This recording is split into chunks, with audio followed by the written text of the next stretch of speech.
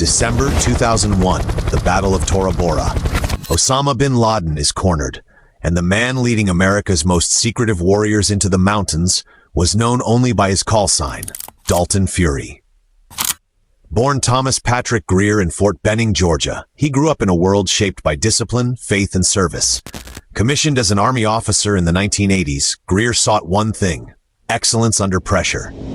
He began with the elite 75th Ranger Regiment, mastering small unit tactics before stepping into the shadows, volunteering for the most selective special operations unit in the world, Delta Force.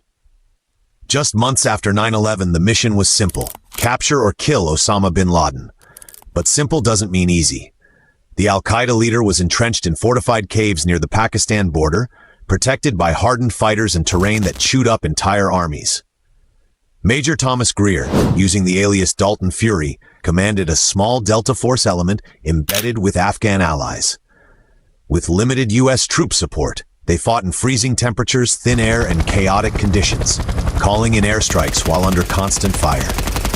For days, Greer's men closed in. They hit caves, intercepted fighters, and found trails littered with shell casings and blood. Intelligence confirmed it. Bin Laden was there. Then, silence.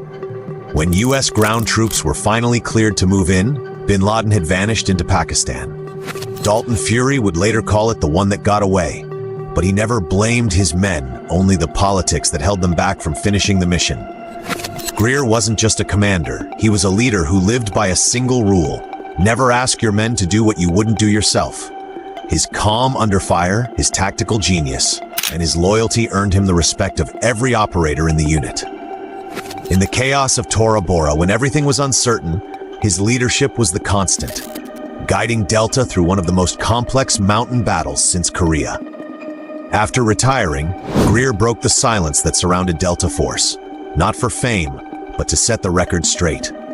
Under the pseudonym Dalton Fury, he wrote Kill Bin Laden, revealing the real story of America's closest chance at capturing the world's most wanted man. He later turned his experience into action novels that honored the warriors who fought beside him, bridging the gap between truth and fiction, with lessons from the battlefield embedded in every line.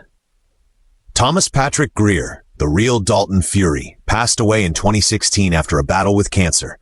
But to his brothers in arms, and to those who've read his words, his voice still echoes, calm, determined, and resolute.